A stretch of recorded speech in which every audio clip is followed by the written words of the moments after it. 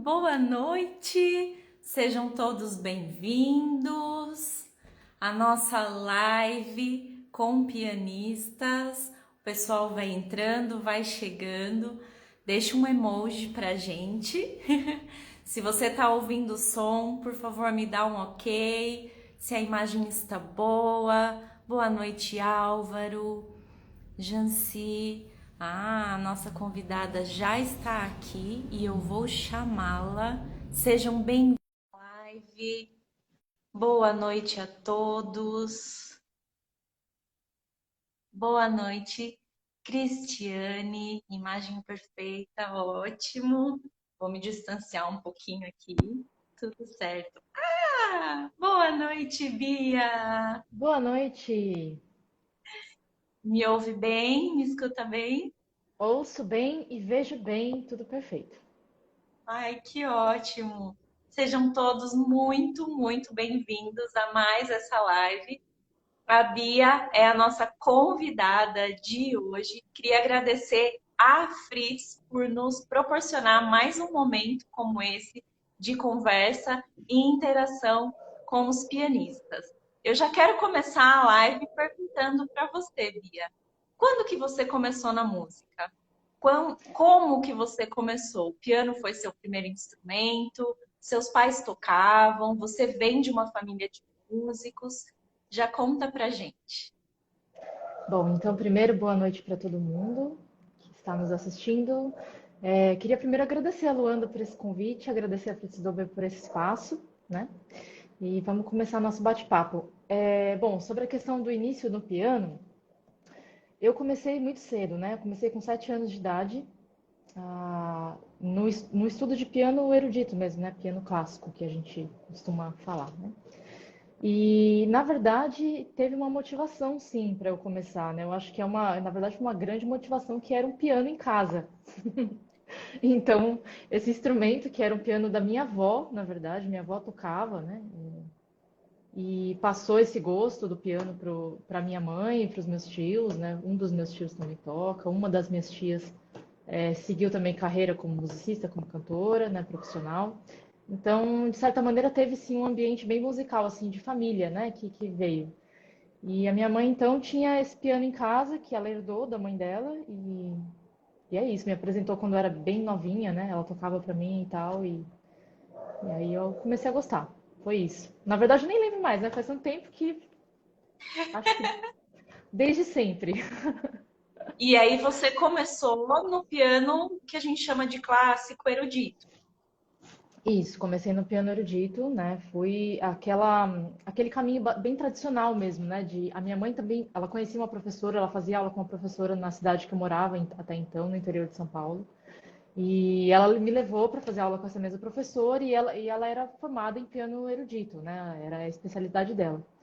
Então eu comecei da maneira bem tradicional mesmo, assim, com os métodos tradicionais, enfim, a linguagem da tradição europeia, né?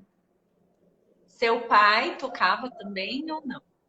Não, não, meu pai não. Meu pai já é de outro universo. A minha mãe que sempre foi mais ligada às artes, né? À música, a artista plástica, olha, como vocês podem ver um quadro aqui atrás, olha só, é dela. Ai, que legal!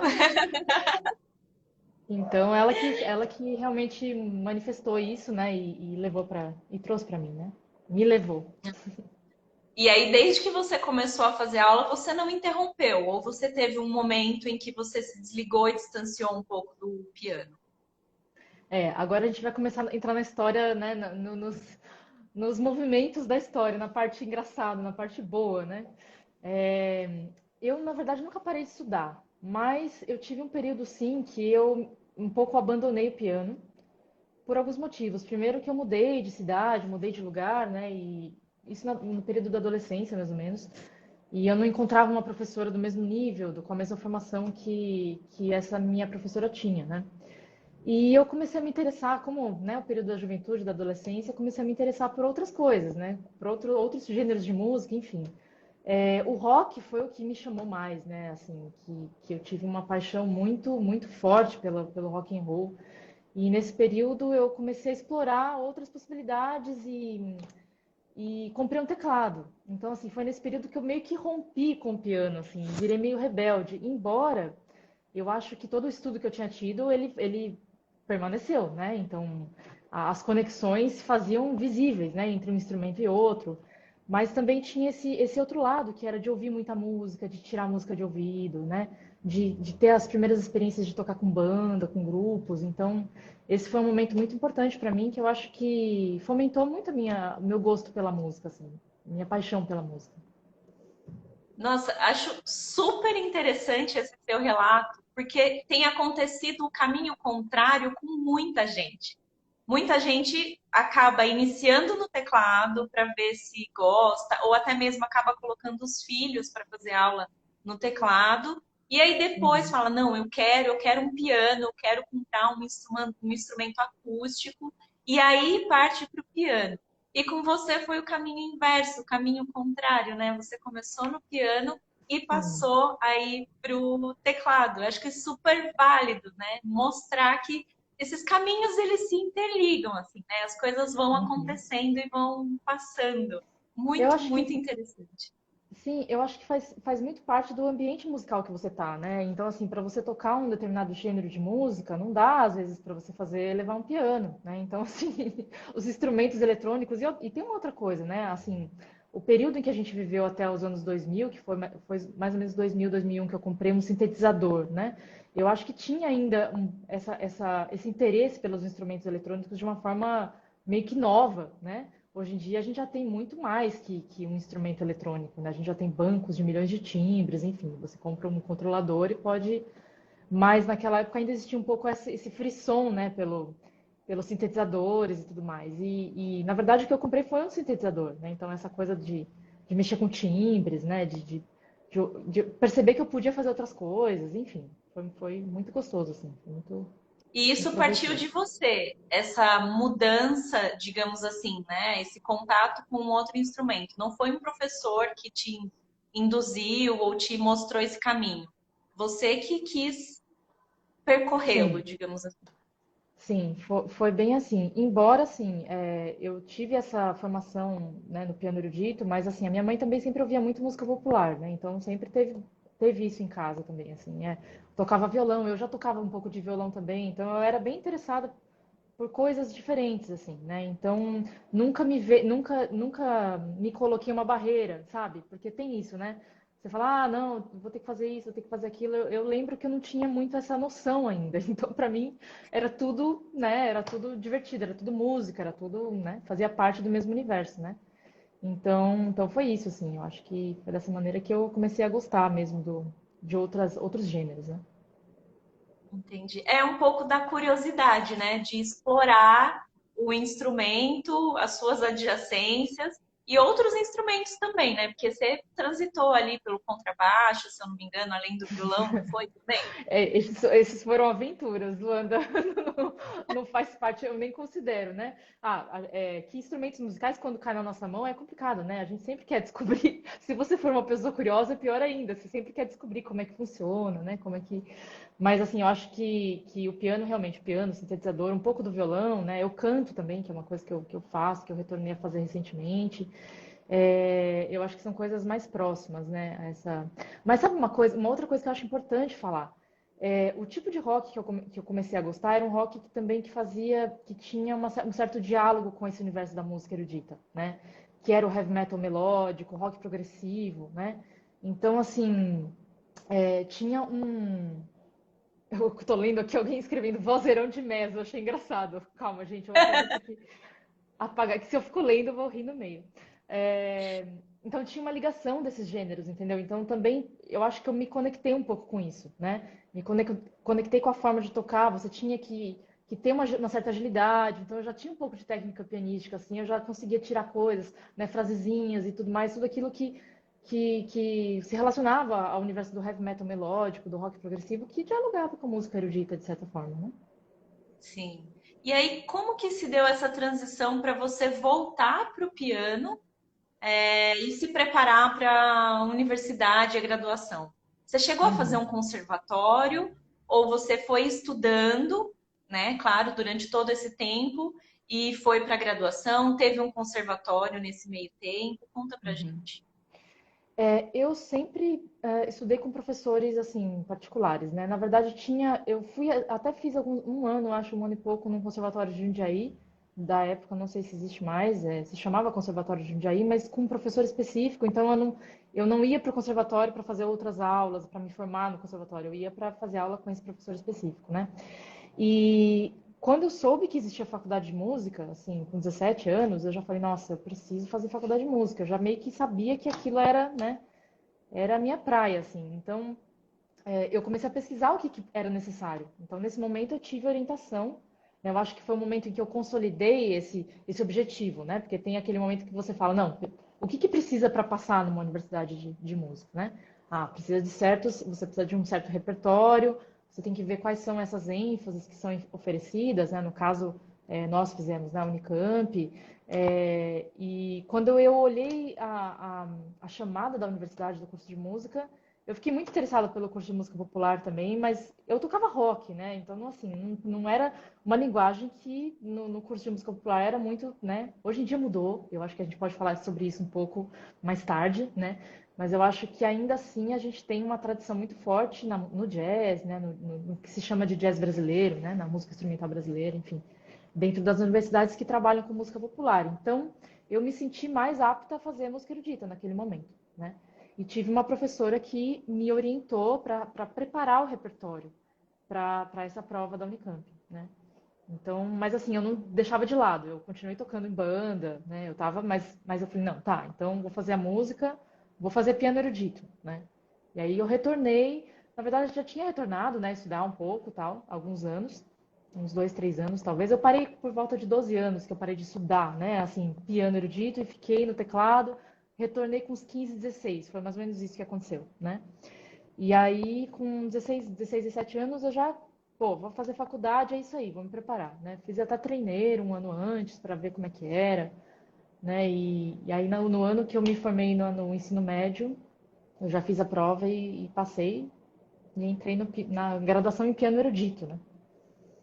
Eu acho super interessante todo esse relato seu, porque tem muita gente que ainda tem na mente a ideia de que eu preciso fazer o conservatório, que um professor particular não é suficiente para mim me preparar para um curso, uma graduação, e às vezes não é, né? Às vezes o professor particular ele vai te dar tanto mais ferramentas, enfim, depende do professor, depende do profissional ali, mas sim é possível. E não necessariamente que, né, todo mundo precise fazer do mesmo jeito, precisa começar com tal idade, precisa fazer o conservatório, precisa estudar ininterruptamente, no sentido de não parar de Uhum, fazer aulas. Você relata, eu uhum, dei um tempo de aulas por um tempo, mas não uhum. parei de tocar, de estar em Tocar, contato, seja no piano erudito, seja, né, no rock, com as bandas, enfim, acho sim. muito, muito interessante esse relato, muito legal. Sim, isso que você falou, eu acho que faz total sentido, assim, é não parar a sua ligação, né? Você não parar de fomentar a sua ligação com a música de alguma forma, né? Isso é importante, eu acho.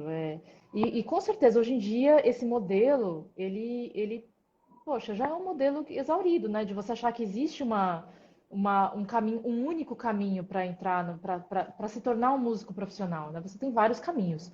O que é em comum a todos os caminhos é a dedicação, a disciplina, né? E o estudo. Então, assim, com certeza também, os professores particulares têm total capacidade de preparar um aluno, né? Tanto porque a gente teve também um considerável aumento de universidades e cursos de música pelo Brasil, né? No início do século XXI e tudo mais. Então, acho que tem muita gente formada, muita gente boa que consegue, né, espalhar esse conhecimento para outras pessoas e levar esses alunos para a universidade, né? Preparar esses alunos para a universidade. Mas o mais importante, independente do caminho que você escolher, eu acho que é a questão da dedicação e da disciplina. Eu acho que isso é fundamental, assim, né? Acho que não há músico que consiga não só para você cumprir as exigências externas, né, mas para você se sentir bem com você mesmo também, quando você se dedica para a música, né?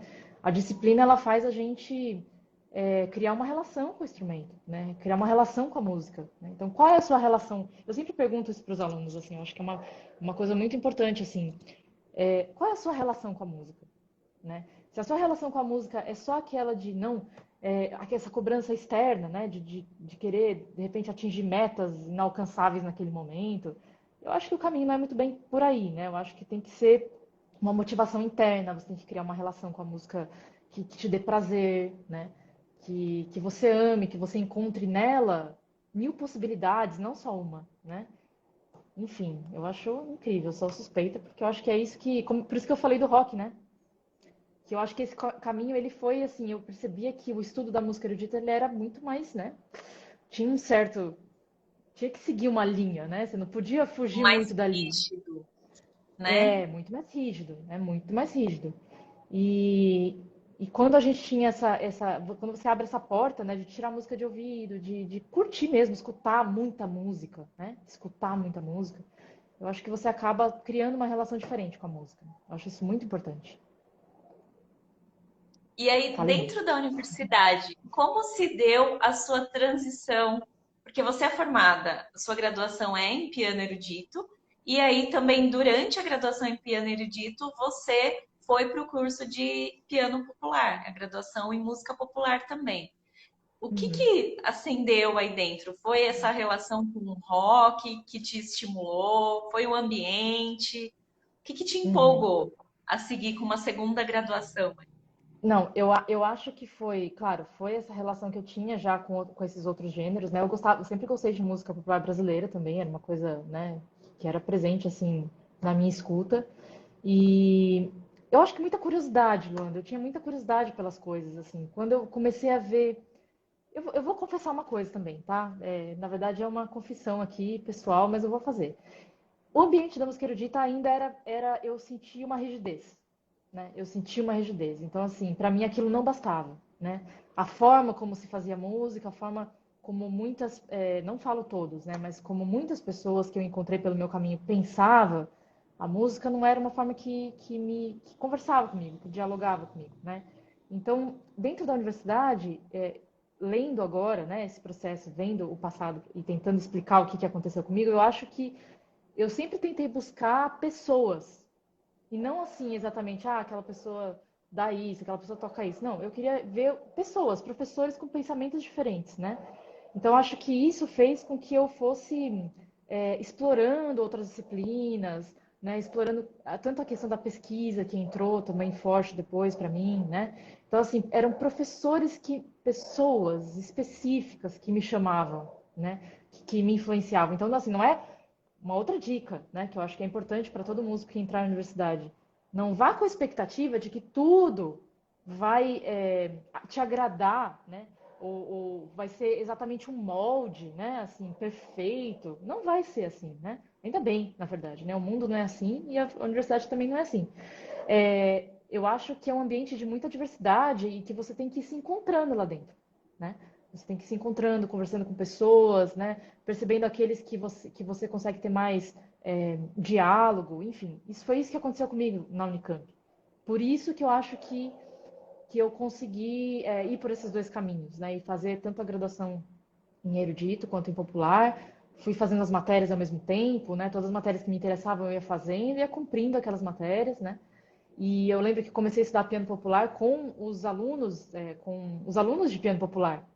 Não era nem com o professor, né? Então eu teve o Felipe Cires que começou a me ensinar, eu lembro dele, né, que me ensinando, enfim, vários colegas meus, músicos que já tocavam piano popular, e eu comecei a fazer com eles, assim. Isso foi incrível, né? Eu acho que isso é uma coisa super interessante que uma universidade também proporciona pra gente, né? O aprendizado com os colegas, né? Com as pessoas que fazem. Bom, a gente mora junto, né, Luanda? Numa Sim, república moramos juntos. de musicistas, e o quanto que a gente não aprendeu, né? Sim, a Convivendo. interação entre não só nós que moramos juntos, né, mas a interação com os colegas na graduação, sem pensar tanto, ele está no quarto, no primeiro, enfim, essa troca constante faz a gente crescer de uma maneira incrível, né? A troca entre músicos. Porque, na Sim. verdade, depois, no trabalho, na vida, no palco, essa interação vai continuar, né? Uhum. Então, são sim, coisas que você traz e depois elas continuam de uma maneira leve, fluida, e a gente vai sempre acrescentando um ao outro, né? Isso com que é muito certeza. legal. Sim, eu concordo. E aí, como que foi o seu mestrado? Você encerrou as duas graduações em piano erudito, em piano popular, e já iniciou o mestrado? Teve um trabalho pré-mestrado? Na verdade não. Quando eu terminei o erudito, né? Fiz o recital de formatura do piano erudito. Eu reingressei no popular para terminar as matérias e ao mesmo tempo eu prestei o mestrado. Então, os 2 anos de mestrado eu fiz ao mesmo tempo que a segunda graduação, né? Porque a segunda graduação, na verdade, faltava poucas matérias para terminar, né? Então, eu meio que mantive as duas coisas ao mesmo tempo, né? Terminar a música popular e fazer o mestrado. O mestrado já foi, a gente já abre outro capítulo da história aí, né? Que é o capítulo da pesquisa em música, né? Que é o capítulo desse mergulho na musicologia, né? Nos estudos musicológicos, enfim, nas análises musicais e tudo aquilo que que envolve a discussão da música com as ciências humanas em geral, né? Que foi uma coisa que me chamou muita atenção também na universidade, né? Assim, quando eu descobri que você poderia ter um auxílio, né, e trabalhar ganhando, né, fazendo pesquisa, eu fiquei maluca, né? Eu falei, não, não é possível. Eu vou trabalhar para ficar lendo, escrevendo sobre música? Como assim? Né? Eu vou ganhar para isso, né? Então, tão jovem, para mim isso foi muito legal, assim, de, de, de observar que existia esse fomento, né, para pesquisa, né? Então, na graduação eu fiz a iniciação científica, né, que foi um tema que depois eu desdobrei no mestrado. O meu mestrado ele foi na área de música popular, né? E eu pesquisei uma banda que se chama Som Imaginário, que é a banda que tocou com o Milton Nascimento no início da carreira do Milton, né? Então tem muitos músicos que formaram essa banda e eles gravaram 3 discos diferentes, né? Muitos músicos que ainda atuam e atuaram no campo da música popular brasileira, né? Em diversas formações, com diversos músicos. Mas esses 3 discos especificamente, eles dialogavam muito com o rock, né? Muito. Muito com a música popular brasileira, muito com a música erudita. Então era assim, era o que eu queria, né? Era esse caldeirão de coisas, assim. Eu sempre, os meus objetos de pesquisa até hoje, eles sempre vão um pouco para esse lado, né? De pesquisar essas manifestações musicais, especialmente latino-americanas, que você não consegue definir muito bem o que que é, né? Que gênero é aquele, né? A gente tem esse problema na nossa história. Não, esse problema é maravilhoso, né? Desde a nossa história da música popular brasileira, né? O que exatamente é, as músicas que a gente escuta, o que que elas são, né? Então, o meu mestrado foi sobre essa banda, então eu parti para um mestrado bem mais teórico, né? Que fala sobre música popular, mas mesmo assim teve análise musical, né? Eu tive que ouvir muitos discos, enfim. Já Que falei um bacana. pouquinho A sobre o tese está mestrado. disponível para quem quiser ler, né, na Sim, biblioteca da Unicamp. na biblioteca da Unicamp, é a dissertação de mestrado, né? Está disponível também no academia.edu, no meu academia.edu. Então, se alguém quiser buscar, né, por Bia Cirino lá no Academia, vai encontrar tudo que eu publiquei já, vai estar lá nesse link. Que bacana. E aí, para o doutorado, para onde você foi? Você continuou no campo da musicologia, mas mudou um pouco o objeto em si de pesquisa. Mudei o objeto porque eu queria tentar me reaproximar do piano, né? E queria que fosse o meu mestrado ele foi bastante.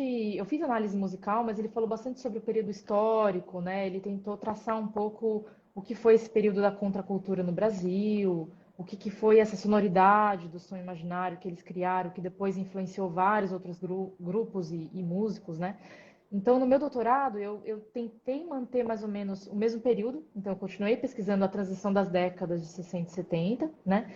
Mas eu falei, eu acho que eu queria um objeto sei lá, que fosse um pianista ou um músico só, né? E aí eu acabei escolhendo o Egberto Gismonti.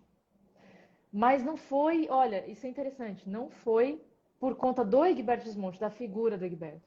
Foi porque eu escutei, assim, comecei a pesquisar discos da época, né, de música instrumental brasileira, e me deparei com esses primeiros discos do Egberto, que eu não fazia a menor ideia que existia, né? Que existiam. E quando eu comecei a ouvir, eu falei, gente, não acredito que o músico que a gente conhece como Egberto Gismonti, né?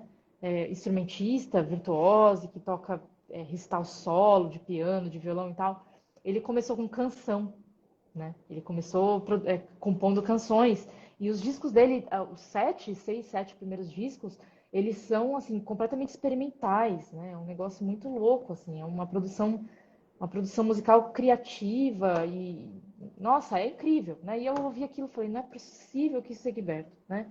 E eu fui mais pelos discos do que propriamente por ter pensado assim, ah, não, vou escolher o Egberto porque ele é o Egberto, né? Fui muito pela sonoridade dos discos, pelo que aquilo me despertava de curiosidade. Dialogava muito com o meu mestrado, né? E aí eu resolvi embarcar nessa e fiz uma tese sobre o Egberto Gismonti, na verdade, sobre os primeiros discos do Egberto Gismonti. E o seu pós-doutorado, ou não, foi continuação, foi um doutorado sanduíche, que você chegou aí para a França? Foi um pós-doutorado, muitos anos depois, né? Eu terminei o doutorado em 2016 e essa última formação foi um pós-doutorado que eu fiz na França.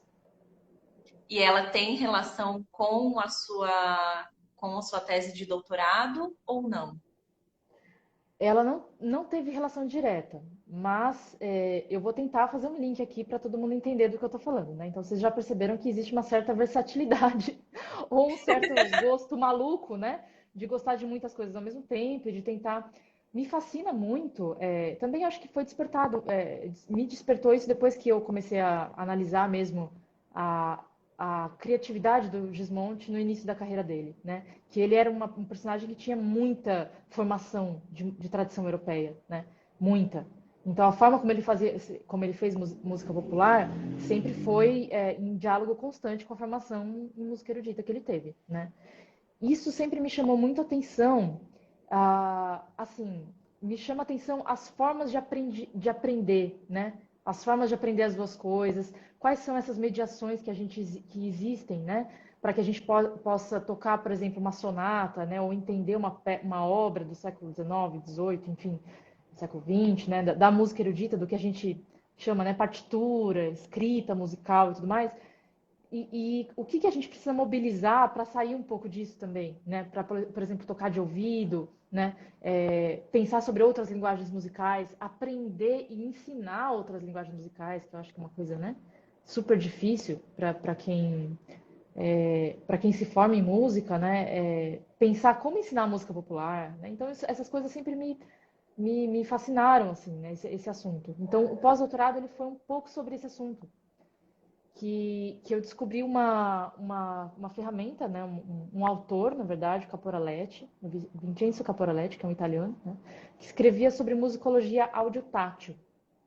E a musicologia audiotátil fala um pouco sobre isso, ela fala um pouco sobre essas cognições diferentes que são criadas, né, que o músico, quando é formado em determinado ambiente, ele tende a ter uma determinada cognição voltada para determinados aspectos musicais, né? O músico que se forma em outro ambiente, ele tem outra, né? Enfim. E aí você pode discutir linguagens, tentando ver qual é a medida que tem de cada uma em cada músico, né? Então o Gismonti é um objeto perfeito para isso, né? Perfeito para você tentar entender até que medida existe improvisação, até que medida é criação, composição mesmo, assim, pensado antes, né? Então esses assuntos sempre me fascinaram, assim. E o pós-doutorado foi sobre isso. Foi sobre essa relação da música erudita e popular, dessas formas de aprendizagem, né? Foi basicamente Que sobre isso. bacana! A tese está em francês. Então, o doutorado tem a tese, né? O pós-doutorado, pra gente, o pós-doutorado, assim, ele não é uma formação, ele não é o diploma, né? Ele é uma espécie de especialização que você faz. Você pode fazer vários pós-doutorados depois de doutor, né? Então, você não Uhum. tira exatamente um diploma e você não tem a obrigação de publicar o material. Eu tenho um artigo publicado sobre isso recentemente, que eu acho que é legal também. Eu acabei não separando esse link, mas tudo bem, eu posso dizer. Ah, tá lá no meu academia.edu. Tá lá, né? A teoria das músicas audiotáteis e o contexto latino-americano. Então, eu tentei escrever esse artigo, tem mais ou menos umas 30 páginas esse artigo, né? É, levantando esses pontos que saíram da minha pesquisa de pós-doutorado, né? Essa discussão, assim, o que que é a música latino-americana? Ela é popular? Ela é erudita? Né? Até que ponto? Como é que a gente pode pensar isso? Quais essas hibridações, né, que tem? Enfim, eu tento discutir um pouco isso a partir da teoria audiotátil, né? Então, tem todo um cabedal metodológico ali para chegar em determinadas conclusões, né? Essa sua relação com a música latino-americana se dá principalmente por causa da UNILA, da Sim, universidade. sim, Eu queria uhum, que sim. você falasse um pouquinho para a gente da UNILA. Uhum. Nossa, com todo prazer. Bom, a UNILA é a Universidade Federal da Integração Latino-Americana, né? A UNILA é uma universidade gratuita, pública, que foi criada em 2010 aqui no Brasil, né? E ela tem uma missão muito bonita e muito interessante, que ela está localizada na Tríplice Fronteira, que é onde eu moro atualmente, né? Em Foz do Iguaçu. Então, na divisa aqui com a Argentina e o Paraguai, né? E ela tem uma missão muito bonita de não só bonita, né? Ela tem uma missão importante de discutir a América Latina num contexto amplo, né? Então trazer todos os cursos, as grades dos cursos, elas têm como enfoque a discussão da América Latina. Então não é diferente do curso de música. O curso de música nosso ele tem um plano pedagógico bem específico, né? Que a gente tenta focar, não é só repertório latino-americano, mas a gente tenta fomentar a pesquisa, a divulgação, a prática do repertório latino-americano, né? Então, nosso curso de música ele tem isso como objetivo principal. E também, um outro diferencial do nosso curso é que ele tenta propor um pouco essa quebra, assim, né? Na verdade, tenta propor que a gente quebre um pouco essa coisa do erudito popular, né? Então, quais são os diálogos entre essas duas coisas, né? Então, a ideia é formar um aluno que possa passar por linguagens musicais diversas, né? Que tenha uma noção de todas as cognições, né? Então, um aluno que possa ler cifras e ter uma noção de como realizar um arranjo, um aluno que tenha uma noção de de algum tipo de repertório escrito, né? A gente prioriza o repertório, claro, latino-americano, né, tanto do final do século XIX quanto a partir do final do século XIX, é isso que eu quero dizer, né? E a gente tenta priorizar esse repertório que é um pouco mais de fronteira, né? Que a gente chama. Então, todos esses repertórios latino-americanos que trabalham com a coisa da música popular. Então, é um curso muito especial, né? Assim, é uma universidade muito especial. A gente recebe alunos, estudantes da América Latina inteira, né? Então, são 34 países que vêm para a Unila, né? A gente acabou de ter uma Oh, seleção agora, com 2.000 e tantos, 2.700 inscritos, né? Assim, da América Latina inteira, né? Então, ela é uma universidade bilíngue, né? Intercultural, interdisciplinária, né? Ela tem uma proposta bem diferente mesmo. Então, é muito interessante, né? Para mim foi nossa, é um privilégio estar aqui, na verdade, né? Um grande aprendizado. que bacana. Então, na UNILA, a gente não tem essa diferenciação de curso de música popular e de curso de música erudita. É um curso de Não. música.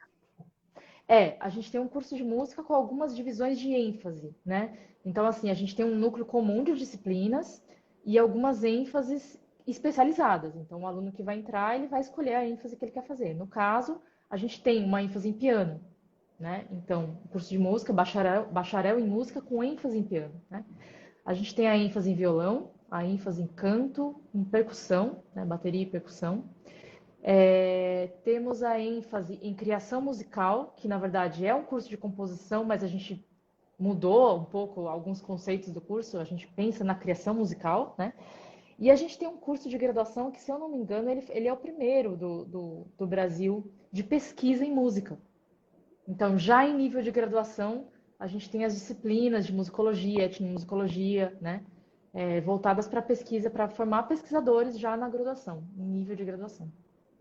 Caramba, que legal, que legal, que bacana. Toda a sua história, né, vem de encontro aonde você está trabalhando hoje, né? Que é saber lidar com a diversidade, né? De Uhum. uma forma assim que ela sempre vai agregar e não aquela coisa de diminuir, né? Ah, isso é bom, isso é ruim, que a gente às vezes encontra muito, né? Até entre música popular e música erudita. Ah, essa música é boa, essa música é ruim.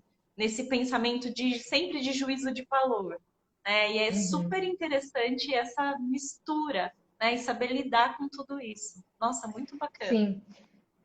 Puxando um pouquinho o assunto de novo lá da França lá atrás, só para fazer um link agora que eu pensei em tudo isso que você falou, né? É, é impossível que a gente consiga trabalhar dentro de um contexto como é o brasileiro, né? Com os moldes de um conservatório, com os moldes do que se constituiu como um ensino, vamos dizer assim, certo, né, de música no Brasil, né? Então a gente tem ainda uma preponderância da tradição europeia mesmo, né, aqui no Brasil. E a gente vê como isso muitas vezes não é uma questão de rejeição à tradição europeia, não é nada disso, né? Eu acho que ela faz parte da nossa cultura como outras, mas é uma questão de você tentar abrir os olhares para outros saberes, né? Outras formas de conhecer, outras formas, olhar mais para a nossa música da forma como a nossa música é feita, né? Com as ferramentas que a nossa música é feita, com os problemas que a nossa música carrega, né? Que são diferentes dos problemas que eram, né? Que aparecem, por exemplo, numa sonata de Beethoven, né? São diferentes, né? Então, eu acho que é importante ter todo tipo de curso de música, né? Então, eu acho que a Unila, ela vem preencher talvez uma lacuna dentro desse ensino musical a nível superior no Brasil, que é propor um pouco um curso que se esforça, né, para olhar o Brasil e a América Latina daqui de dentro, né, e não com a lente de fora, e não com as mesmas referências que a gente tem do ensino tradicional, né? Não criticando o ensino tradicional, entende? Não é essa a ideia. A ideia é realmente expandir e mudar um pouco a lente, né? As referências. Então, eu acho que tem tudo a ver e eu acho que é super necessário, né? Para a nossa cultura musical e para que as pessoas continuem fazendo música, que senão, né? Eu A gente acho sabe que como é que é. esse é um ponto assim muito importante. A música, ela é sempre uma mistura, né? Gosto muito de Uhum, tocar, de pesquisar e de ler. Se você for pensar no choro em si, ele já é uma mistura, né, do que veio da Europa, da África, enfim. A bossa nova é uma uhum, mistura, o samba é uma mistura. Então, as misturas são bem-vindas, né? Essa transitar por várias coisas nos permite criar algo diferente. Se a gente fica muito com numa coisa certeza. só, fica difícil de criar, né? Então, acho super importante isso que você colocou, de a gente poder se orgulhar de ter uma universidade aqui no Brasil que já tem um olhar diferente, né? Que trabalha essa Sim. mistura. E imagina a interação dentro desse ambiente, né? Você ter pessoas de diversos países ali juntas, criando, co-criando, reproduzindo. A diversidade Não, é a é riqueza. incrível. É incrível, Luanda, porque olha só, uma outra coisa que eu acho importante remarcar mesmo como forma para a gente ter uma ideia do que eu estou falando, né? Se você pensar, por exemplo, que em uma graduação eu passei a minha vida lá acadêmica na Unicamp, né? Foram pouquíssimas as vezes que eu toquei repertório latino-americano, né? E eu acho que não é a culpa da instituição nem dos professores, mas é justamente porque para ter esse repertório precisa ter trabalho em cima desse repertório, né? Eu mesma aqui na Unila, quando eu entrei, conhecia pouquíssimas coisas. Então, é uma questão até hoje de pesquisa, né? De você levantar esse repertório, ver onde estão esses acervos, né? Realmente começar a conhecer, escutar as pessoas que já gravaram esse repertório, que são poucas, na verdade, né? Se a gente for ver em detrimento ao repertório de tradição europeia, é quase insignificante, né? Então aqui eu tive a oportunidade de conhecer, e assim, até hoje, né?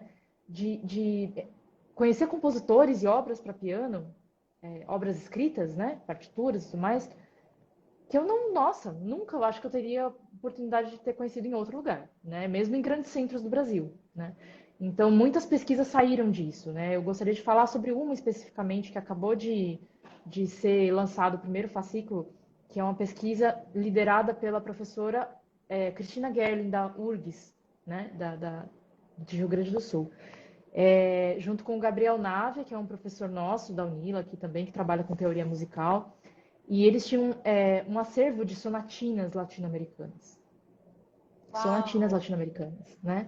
Então, a Cristina tem uma carreira como pianista, como pesquisadora, ela tinha esse material E a gente se reuniu, a gente tem um grupo que se reuniu para escrever sobre essas sonatinas, para pesquisar essas sonatinas, né? Então, a gente tem o primeiro fascículo que acabou de sair, se vocês colocarem lá, até peguei aqui o título, Sonatinas Latino-Americanas para Piano. Se você jogar isso no Google, né? É um guia de estudos, que a gente já apresenta algumas sonatinas. Algumas delas nunca foram gravadas, então não há gravações, né? A gente também está fazendo esse trabalho de tentar gravar, né? De tentar deixar o maior número de referências que a gente encontra disponíveis dentro desse fascículo. Então, assim, esse é só um dos trabalhos que a Unila está fazendo parte, né? Que o curso de música faz parte, né? Então, você vê que são coisas que você precisa plantar para ter. Então, claro que há anos atrás a gente não ia ter acesso a esse repertório, porque esse trabalho não tinha sido feito, né, dessa forma, né? Quer dizer, não é que não tinha sido feito, tinha pouco sido feito, né? Poucas pessoas. Então, eu acho que é muito interessante assim estar em contato com com esses outros compositores, tocar coisas diferentes, aprender sobre os ritmos daqui, a música paraguaia, né? Que é uma coisa que eu simplesmente não fazia a menor ideia, né? Assim, não conhecia antes de vir para cá. E também tenho a oportunidade de conviver com os alunos que ensinam muito, né? Que ensinam muito pra gente e passam material e a gente descobre as coisas, enfim. É fascinante, fascinante. É um universo infinito, né? Para o pessoal que faz o curso de criação, deve ser uma explosão, assim, né? Porque está em contato com toda essa riqueza, o tempo todo interagindo com isso, é Sim. realmente. É um local privilegiado e ao mesmo tempo difícil, né, de trabalhar, porque é isso, é muito esforço que você tem que fazer para coordenar tudo isso, né? O Brasil ele tem ele se acha fora da América Latina, né? A gente não tem muito, por conta da língua, por conta da limitação também, claro, da língua, né? Eu senti muito isso, assim, né? Como a gente se sente à parte. E hoje em dia a minha visão mudou muito, né, em relação às questões musicais, enfim. O curso, além de ser graduação, a gente tem mestrado e doutorado na Unila também. Em música nós não temos ainda. Mas nós temos um mestrado na Unila específico, um mestrado, a gente tem vários mestrados, eu não vou saber dizer quantas linhas, né, de pesquisa a gente tem, mas tem um específico que é um mestrado interdisciplinar, que muitos alunos que pesquisam música fazem aqui também, né? Então, dando como exemplo uma aluna nossa que se formou em piano, né, ela é paraguaia, e ela pesquisou um disco, né, de piano paraguaio, de um músico bem importante do Paraguai. E esse material ele está servindo para a gente como material didático, né? Até hoje, assim, as pessoas estão incorporando no repertório, né? E ela fez o mestrado interdisciplinar, falando um pouco sobre esse disco, falando sobre os músicos paraguaios no exílio, enfim, um mestrado que articulava música e história, né? Super interessante. Ela acabou de lançar um livro, na verdade, Piano Paraguaio também, Que sobre legal, esse mesmo tema, né? Então você vê que são esses frutos, né, que vão saindo dessas pesquisas, desses alunos. que bacana. O nome dela, como que é? É Elisa, deixa eu ver se eu acho aqui. Eli- É Elisa Lescano. Elisa Lescano. Lescano, eu vou escrever aqui para ele.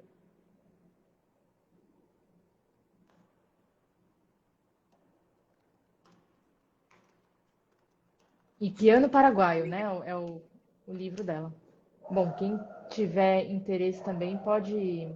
Ela tem também, se vocês jogarem Piano Paraguaio na internet, vai ter o trabalho de TCC dela que ela fez sobre isso também, né? Então dá para acessar. Já tem bastante material. E aí eu queria que Sim. você contasse pra gente como que você se organiza, sendo pianista, professora, pesquisadora, como que você dá conta das suas demandas? Como que você organiza seu tempo? Porque em diferentes esferas, né? Até quem faz, muitas vezes, tem muita gente que acompanha a gente, que o piano é um hobby, é um instrumento, assim, que entra na rotina, mas a pessoa não é profissional da música. Mas ela fala, ai, meu Uhum. trabalho, as minhas demandas, a casa, os filhos. Mas às vezes não sabe que também por trás do profissional a gente atende diferentes demandas além do instrumento, né? Uhum. Aquele mito de 8 horas no piano é mito, né? Com certeza. Quer dizer, eu acho que são pouquíssimos, né, os pianistas que conseguem se dedicar profissionalmente para uma única atividade que é tocar. Acho que músicos em geral, né? Mas falando de pianistas, nós temos alguns exemplos no Brasil que são pessoas concertistas, né, que se dedicam somente para essa atividade, né? Mas a gente sabe que o mercado é muito restrito, né? Principalmente o mercado da música erudita, né? Muito competitivo, enfim, porque há pouco espaço, ou talvez porque a falta de outros espaços também, outros tipos de fomento para a música, né? Então, acho que não é só a questão de poucos espaços, mas é a diversidade desses espaços, né? Mas voltando a falar sobre a questão das 8 horas, né? Eu acho que sim, para a maior parte dos músicos isso é um mito, né? Porque um estudo bem feito, ele pode ser muito mais dirigido, né? Ele pode ser muito mais otimizado, né? Então, essa pergunta que você me fez, ela é bem capciosa, na verdade, né? É difícil a gente responder, porque eu acho que é a crise de todo profissional que trabalha com música. Como manter, como ganhar dinheiro, né? Como dar aula, fazer outras atividades, gravações, enfim, tocar em lugares, às vezes que você nem quer tanto tocar, mas você faz, né? Para poder, né, se manter e tal. E ao mesmo tempo manter um estudo que seja, que você esteja satisfeito com ele, aquilo que a gente falou lá no começo, né? Que você consiga, tipo, sentir que você está evoluindo. Eu acho que isso é muito importante, né? Então, assim, um estudo otimizado com a sensação de estar evoluindo. Eu tento me basear bastante nisso, né? Assim, às vezes eu não me encho de repertório, mas eu penso assim, não, vou pegar 2 ou 3 coisas, eu sei que vai demorar para deixar pronto, mas eu vou tentar ter o objetivo de. Eu não vou sair dessas 3 peças assim até eu conseguir tocar, entendeu? Então elas são peças que ficam durante muitos meses comigo e tal, né? Eu acho que isso tudo requer um bom equilíbrio, viu, Luanda? Eu acho que eu vou falar a verdade, não é fácil, não é fácil. Ser professora, dar aulas, fazer pesquisa, escrever, momentos de leitura, né? Tocar, estudar, é quase impossível você fazer tudo bem, né? Tudo bem feito, né? Você realmente vai ter que fazer certas escolhas. Então, assim, toda vez que eu me vejo cheia de atividades, eu tenho que fazer esses balanços. Peraí, o que está acontecendo? Eu preciso abrir mão de alguma coisa, né? E aí tem isso. Abrir mão não só de atividades profissionais, mas de pessoais também, né? Então, assim, às vezes tem fim de semana, né? Tem uma amiga minha que fala, nossa, você não aparece. Mas é que assim, se eu não estudo, eu fico sem tocar no piano, né? E quando você passa mais de uma semana, 2 semanas sem tocar, você realmente sente, né? Você sente a diferença, assim, você sente que só quem é músico sabe o que eu tô falando, né? É uma coisa de desconexão. Quando você vai retornar, parece que dá aquela, tipo, você tem que relembrar um pouco como é que é aquela sensação de se É sentir como se bem. você Você começa se descesse sentindo uns meio degraus, mal. né? Exatamente, Você exatamente, estava no né? degrau 10, aí às vezes você vai para o 8 ou para o 6, aí você precisa voltar para o 10. E eu acho interessante a gente comentar isso, porque vira e mexe, vem mensagem em direct, vem mensagem na live da Fritz, quando a gente comentava das partituras, alunos que perguntam, que tem muito isso, eu preciso ficar no piano tocando, tocando, tocando. E eu acho interessante várias coisas que você colocou. É a gente, às vezes, elencar e saber priorizar algo naquele momento, né? Priorizar Sim. 3 peças, priorizar no dia, hoje eu preciso entregar isso, preciso fazer isso, vou ter uma aula semana que vem, eu preciso apresentar alguma coisa. Então você vai selecionando dentro e você não é a única pianista a comentar sobre isso. Outros pianistas aqui durante a live comentaram. A Érica Ribeiro, por exemplo, comentou, Maria Tereza também faz listinhas de música, Eu do que faço. precisa fazer, na verdade, para dar conta dessas demandas. O professor Maurício também comentou, a gente elenca, eu tenho 2 peças novas que eu trabalho e eu pratico o meu repertório também, mas eu só adiciono 2 peças para manter o Uhum, repertório e ter algo novo.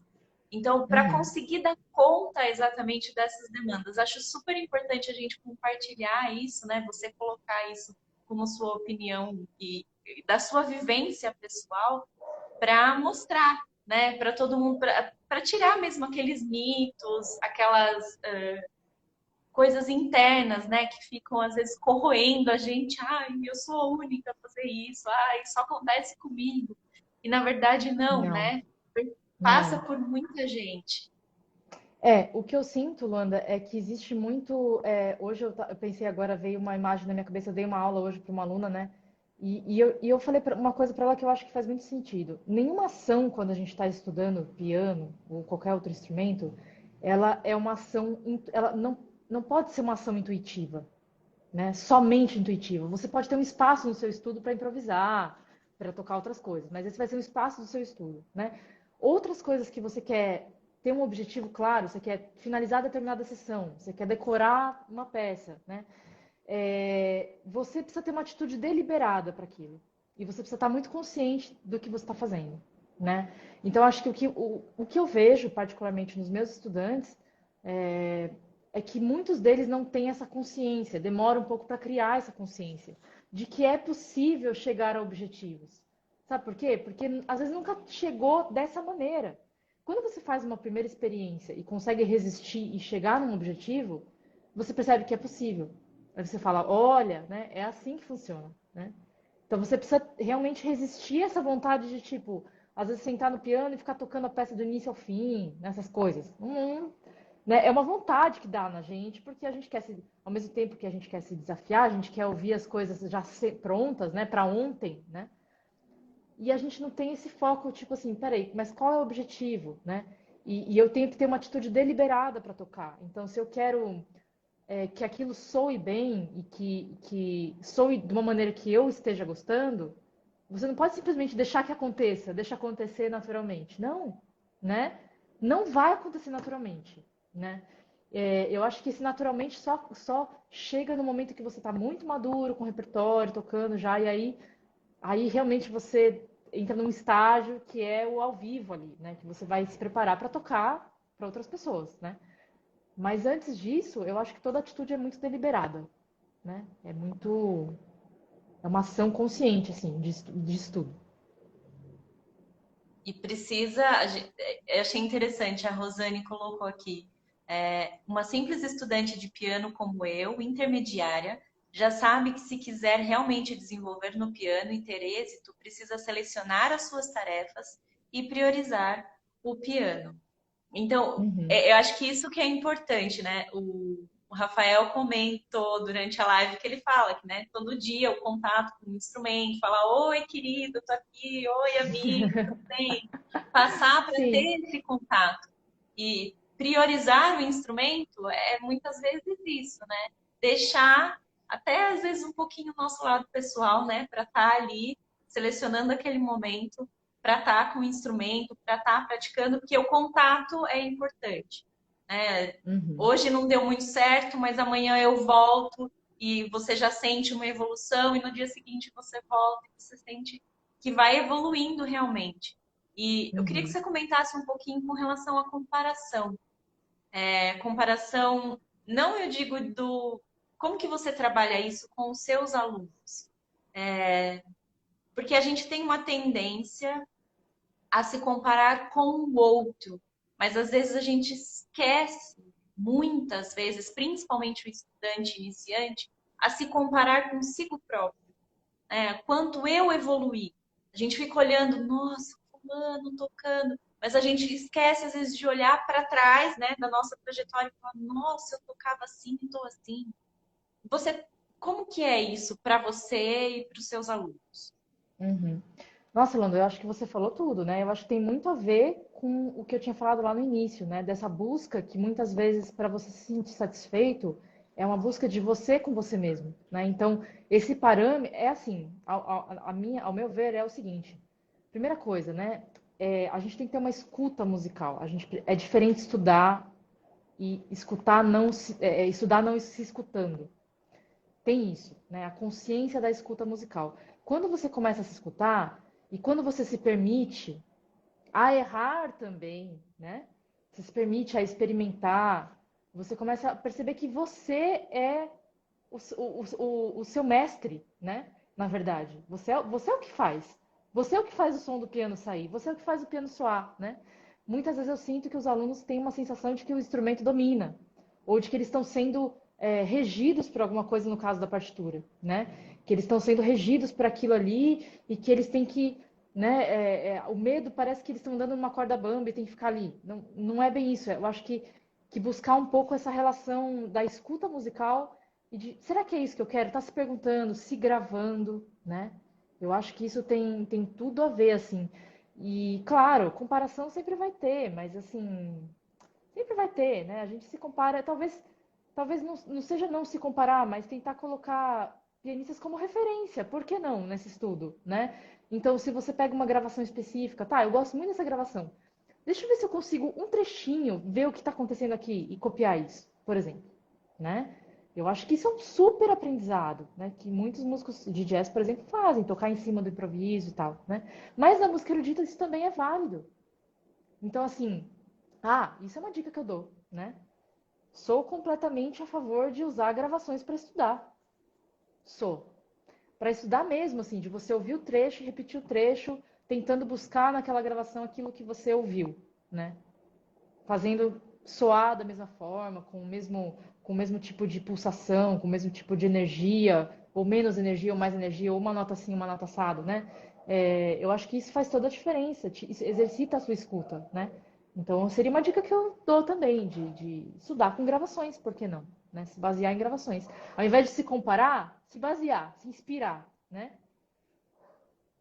Usar aquilo como uma referência boa, né? No sentido, olha, quem sabe eu posso chegar nesse ponto, né? Com Vou me certeza. esforçar, vou trabalhar para chegar nisso. Eu acho super interessante porque até timbragem, né, de acordes muitas vezes. Você olha na partitura ali, você fala, vai soar o que mais? A gravação já começa a te dar quando o repertório é muito diferente, né? Algo que assim não é tão comum a você, a gravação começa a te dar essas ferramentas também para ajudar até num processo mais rápido, né, de interpretação Com daquilo. certeza. E o Sim. que eu acho que é interessante, você sente que depois de feita a gravação, de tentar imitar essa sonoridade, você acha que o pianista ele consegue, depois de um tempo, criar a sua própria interpretação, mesmo tendo replicado alguns desses padrões de som, de pulsação? Você acha que é possível? Ou ele fica preso? Não, eu acho que é inevitável. Não acho que é possível, é inevitável. Você vai criar a sua, você não vai fazer igual, né? Tudo igual. Você vai, é isso, é uma referência, né?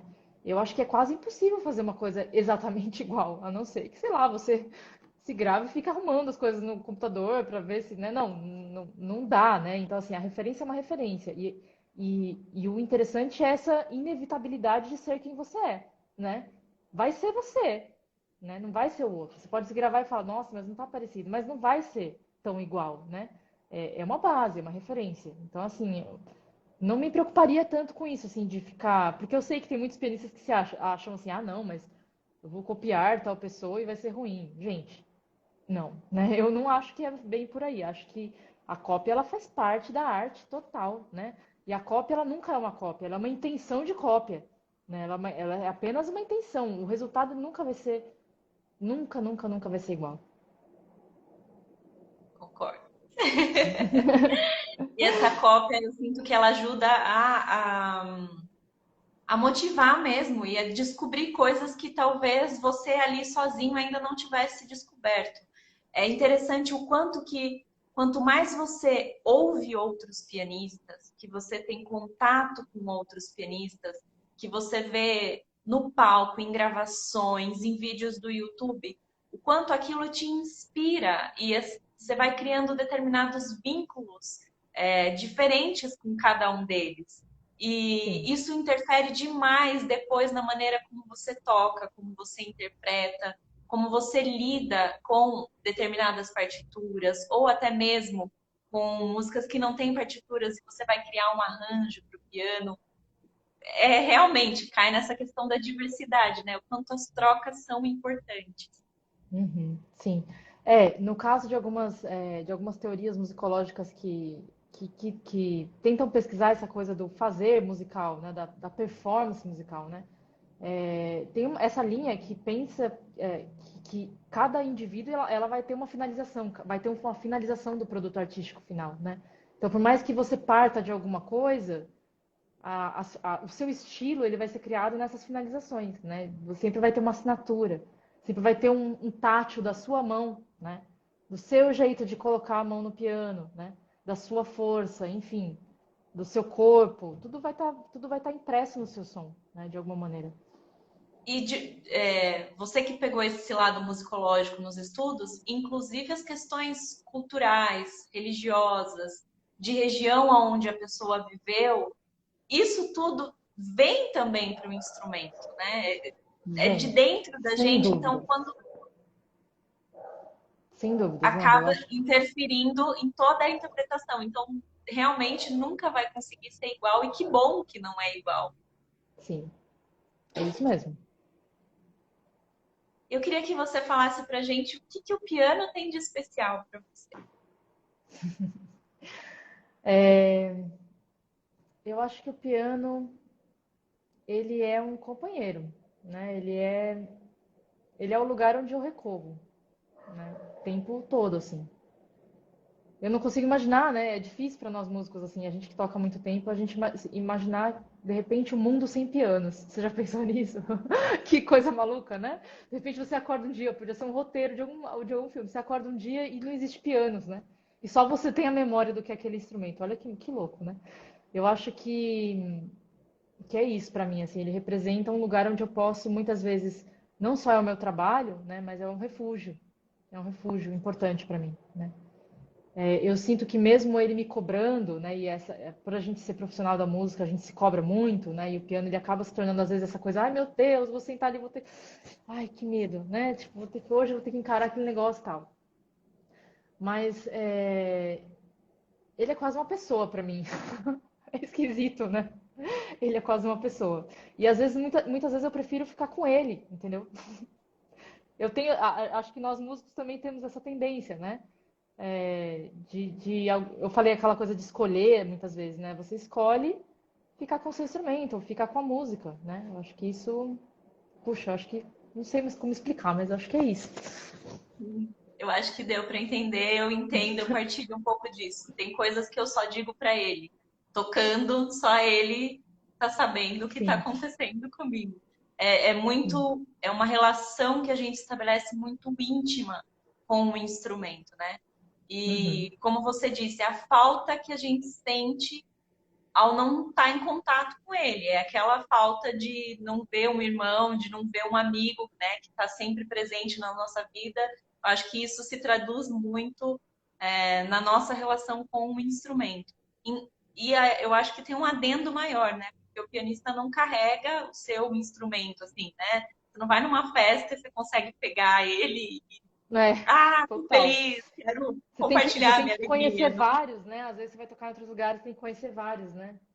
Você conhece vários outros amigos pianos. E é complicado. Eu queria que você nos recomendasse um livro.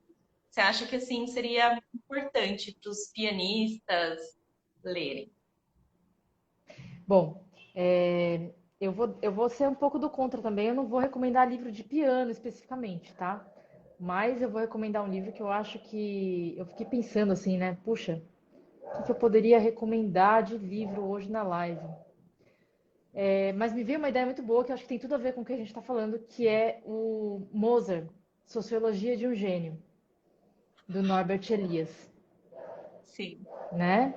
Acho que todo mundo. Eu posso escrever aqui o nome do autor. Norbert Elias, né? Sociologia de um Eu vou Gênio. deixar depois o pessoal na descrição da live o nome do Ah, livro e legal. o autor. Eu acho que esse livro ele é fundamental, assim. Eu me lembro, inclusive eu estava procurando ele aqui em casa, eu acho que eu emprestei para alguém, não achei, mas consegui baixar um PDF dele aqui. E eu acho fundamental porque ele justamente questiona, né, qual que a obra artística, a obra musical, ela nunca está dissociada, né, do contexto, né? E a figura do Mozart é um pouco como essa pessoa que estava vivendo um período de transição, também da cultura, da sociedade, né? Da passagem da arte vinculada à corte para uma arte burguesa que ainda não existia, né? Mas que Mozart tinha os seus impulsos psicológicos, né? Ele fala sobre psicologia também no livro, né? É muito interessante. É, que ele se jogava para isso, né? Então ele satisfazia muito mais esses impulsos pessoais criativos, né? E isso meio que acabou com a vida dele, na verdade, né? A vida profissional dele, porque ele nunca conseguiu de fato um emprego bem sucedido numa corte, né? Pelo que o livro fala, ele conseguiu apenas ser um organista de uma das catedrais que o pai dele tinha sido, mas assim, nunca conseguiu realmente ascender socialmente dentro daquele tipo de sociedade, né? Com a sua própria música. Porque ele nasceu, Beethoven já conseguiu, né? Beethoven já era um momento onde o contexto mercadológico da música se apresentava outro, né? Se apresentava diferente. Então eu acho que, e ele traça um pouco a sociologia de um gênio para justamente desmistificar a obra, né? E a genialidade nesse conceito de gênio que a gente adquiriu do século XIX, né? Que é um conceito completamente vindo, que na época do Mozart não existia ainda. O que é? Ninguém tinha essa ideia do que era o gênio, né? O gênio criador, o gênio instrumentista. Então, ele desmonta um pouco, né? Esse sociólogo, ele desmonta um pouco essa tese do gênio. Eu acho isso muito interessante. A forma como ele vai descrevendo, né, a vida dele e associando todas essas questões culturais e psicológicas, né? Eu acho muito, muito bacana. Ai, é muito interessante. Esse livro vale muito a pena, realmente, assim. Principalmente para quem pretende seguir a carreira, né, e trabalhar com música, enfim, eu acho que é super, super importante, super válido. Para quebrar Sim, realmente alguns paradigmas que ainda total. perduram aí, algumas ideias que ainda se estendem. E Sim. um livro não, e um CD? Um disco, uma faixa? O que você recomendaria? Uhum. Isso também é difícil, né? Porque assim, eu sou a louca dos discos também. Acho que você também, né, Luanda? Quando começa a escutar um disco, fica furando aquele disco, aí depois passa para outro. Eu ainda sou um pouco dessa geração, né? Eu não consigo ser muito da geração randômica, né? De ficar mudando de faixa. E recentemente, eu acho que especificamente, bom, eu escuto várias coisas, né? De vários gêneros, poderia sugerir muitas coisas aqui. Mas pensando no piano, eu acho que tem um pianista atual que eu gosto bastante, que ele é bem ousado, assim, que é um pianista islandês, é o Vikingur Olafsson. Então, ele tem um nome difícil mesmo, né? Eu até depois posso escrever aqui, deixa eu ver se eu acho como é que... Olafsson, Vikingur Olafsson. Ele é um pianista jovem islandês que tem gravado alguns discos pela Deutsche Grammophon. E recentemente ele fez um disco dedicado a Debussy e Rameau. Uou! Em 2020 ele lançou esse disco. E foi um disco que durante em 2020 eu escutei muito. Assim que ele lançou esse disco, gosto muito, né, de Debussy, sempre foi um dos meus compositores favoritos assim. E e aí quando ele lançou esse disco, eu falei, não, deixa eu ouvir ele tocando Debussy e achei muito legal assim, achei muito criativo a forma como ele interpreta. E o Rameau que eu não conhecia muita coisa. E eu sou louca para tocar alguma coisa do Rameau, né? Um barroco francês. Tem coisas Uhum. lindíssimas. Então eu recomendo esse disco. Como que é o nome do pianista, de novo, por favor? Eu vou escrever aqui, ó, que eu achei o nome dele aqui, ó. Peraí. Que é difícil, né? Porque é um nome todo vikingo. Eu dei um Google aqui para ver se eu achava alguma coisa, mas não foi É que o suficiente. nome, o nome é difícil mesmo. Ó. Olafsson. Acho que sobrou uma letra ali. Não tem aquele L no meio. É Olafsson. Achei. Vou deixar também na descrição da live, pessoal, vai estar o nome do pianista e do disco para gente ouvir recomendações da Bia. Algo mais que você queira falar do seu trabalho, da Unila, compartilhar com a gente? Se alguém tiver uma pergunta, quiser fazer alguma pergunta para a Sim, Bia, fiquem à vontade. se alguém tiver alguma pergunta, vamos lá, esse é o momento. Luanda, eu acho que a gente conseguiu sintetizar bastante, né, os assuntos assim que perpassaram a minha vida como profissional, né? Eu acho que não tem muito mais o que dizer, eu acho que talvez só deixar essa mensagem de que é muito importante a gente criar uma relação saudável com a música, né? E que eu vejo hoje em dia tantos jovens assim que têm vontade de fazer, mas que vivem nessa cobrança, né? Eu acho que o mundo da internet também, das redes sociais, isso mudou muito a forma como as pessoas se cobram, né? De, de, de sentir, de viver essas experiências, né? Cada vez mais individuais também. Eu acho que as pessoas têm que se juntar mais para tocar, né? Eu acho que é muito importante fazer música em grupo, né? Fazer música com o outro e que a gente consiga, né? Criar uma relação com a música saudável. Eu acho que isso é muito importante, né? Acho que é isso, uma mensagem de motivacional no final da live. O pessoal perguntou algum livro para estudo de Scarlatti. Você tem alguma Nossa, recomendação? Mas poxa, seria um bem livro de específico, né? peças do Scarlatti ou de algo preparatório para Scarlatti? Vamos ver se. Eu gostaria de perguntar em que momento a professora se deu conta de que esse seria o seu caminho profissional. Sobre o Escarlate eu vou ficar devendo, viu? Vou ficar pensando aqui, mas assim, não consigo pensar em nenhum estudo específico para isso, né? Mesmo porque é um repertório que eu também nunca não estou familiarizada. Algo preparatório, ele está falando aqui, né? Algo preparatório. Pois é. Eu acho que o mesmo tipo de estudo que a gente faz para tocar repertório clássico, né? Você tem uma iniciação com outros. Eu acho que Scarlatti é difícil, na verdade. É tipo Haydn, né? Quando a gente vai fazer as sonatas de Haydn, eu acho que precisa de uma linguagem e um manuseio do teclado um pouco diferente, né? Então, talvez escutar também, eu acho que eu daria essa dica. Pegar, dar uma pesquisada para ver quem são essas referências que gravaram, né? O Scarlatti. Eu partiria por aí, se fosse algum compositor que eu não conhecesse e quisesse adentrar nas obras, né? Pelas gravações, eu acho que eu iria, né? Como foi do Ramon agora, né? De que eu tenho essas gravações e eu falei, nossa, nunca toquei, queria muito fazer alguma coisa, né? Vamos voltar naquela outra pergunta ali dela, né? Quando que eu me dei conta de que esse seria o meu caminho profissional? É interessante, eu me dei conta com uns 17 anos, me preparando para o vestibular e percebendo que, não sei, percebendo esse não é bem um chamado, não. Eu acho que era uma sensação, eu me sentia bem fazendo isso, né? Eu me sentia bem ouvindo música, a música sempre foi um refúgio, o piano sempre foi um refúgio, né? Então nunca me passou pela cabeça assim, me passava a fazer outras coisas, mas eram relacionadas assim, queria escrever, fazer alguma faculdade né, de coisas com literatura ou jornalismo e tal, mas a música sempre foi a primeira, e eu acho que eu só prestei música, nem me lembro se eu prestei outra, acho que não. Acho que foi só música mesmo. Então foi um pouco, entre aspas, natural, né? No momento da escolha.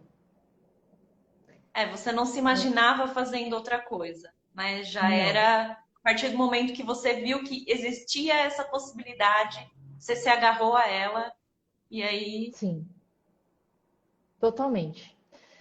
Tem uma outra pergunta aqui, eu acho, né? O que você diria para os Aham. estudantes adultos de música? Olha, o que eu diria que sempre há tempo para começar a estudar um instrumento. E eu acho que é a escolha mais incrível que você possa fazer para sua vida, para o seu cérebro, para o resto da sua vida, né? Quem começa mesmo tarde, eu acho que o instrumento, eu me lembro de um aluno meu de 50 e poucos anos, quando eu dava aula para ele, e ele era engenheiro, nunca tinha tido nenhum tipo de contato com nada artístico. E quando ele começou a descobrir o que que era a linguagem musical, né, que existia a teoria musical, que tinha tudo aquilo por trás, ele ficou super alucinado. Eu não esqueço dele falando nas aulas, gente, eu não acredito, eu passei minha vida inteira sem saber que isso existia, né? Então, assim, se jogue, né?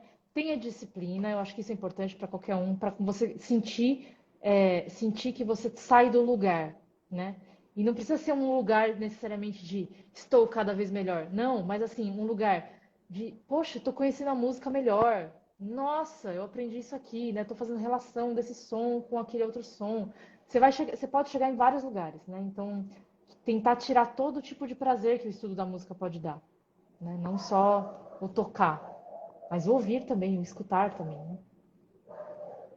Porque uma das coisas que até a gente poderia comentar é que quanto mais você aprende sobre música em geral, mais você quer aprender, mais você quer conhecer, mais você quer ouvir. Então vai te levando assim, né, para outros caminhos. Eu acho super interessante. Então, os adultos, quanto mais interação mesmo, né? Não só pensar no estudo do instrumento, sentando na frente do instrumento e praticando. É claro que precisa dessa prática, mas está aberto a ouvir outras coisas. Algo Sim. que eu sinto um pouco de dificuldade com alunos adultos, às vezes com o repertório é muito limitado, Ah, sim. conhecimento de músicas com piano é um pouco pequeno e às vezes eles não estão abertos a conhecer outras coisas, né? E aí Uhum. cai de encontro com aquilo dessa questão da curiosidade. Você não precisa gostar de tudo, mas se dar a chance de ouvir algo diferente para falar, esse aqui é interessante.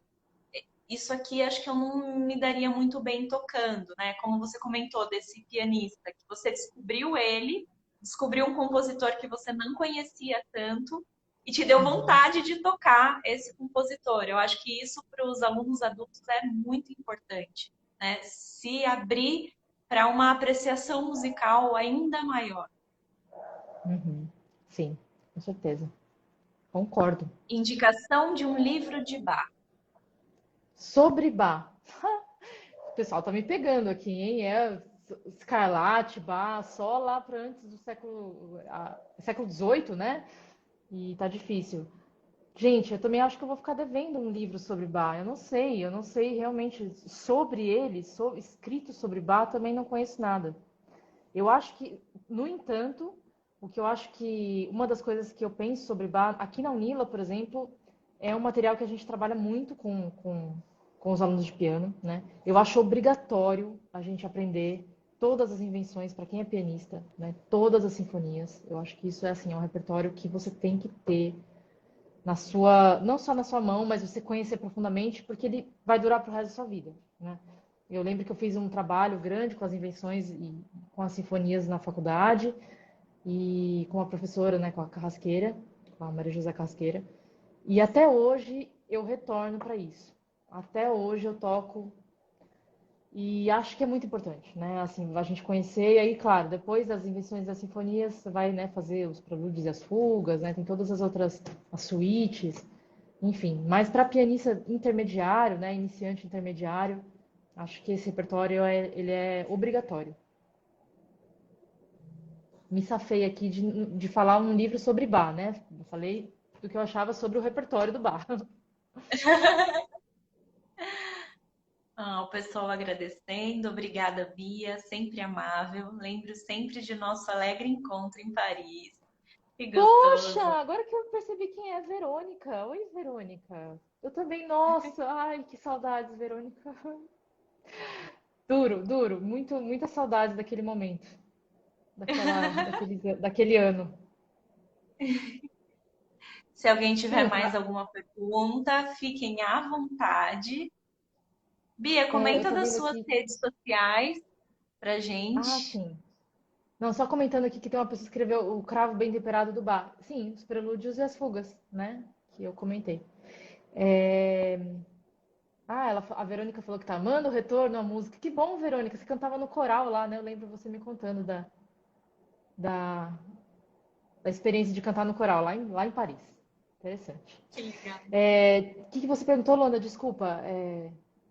A última Eu coisa falei das agora? suas redes sociais pro Ah, das pessoal. suas redes sociais. Uhum, Instagram. das minhas. O meu Instagram, então, é @biacirinoM, M de Maria, né? Bia Cirino M. Tem o Facebook também, mas não estou usando muito. Eu acho que o Instagram, o YouTube, tem o canal do YouTube com alguns vídeos meus lá, né? Que também, se você procurar Bia Cirino, é o canal. E o academia.edu, que é essa parte minha de pesquisa, né? São a dissertação, a tese de doutorado, os artigos, enfim.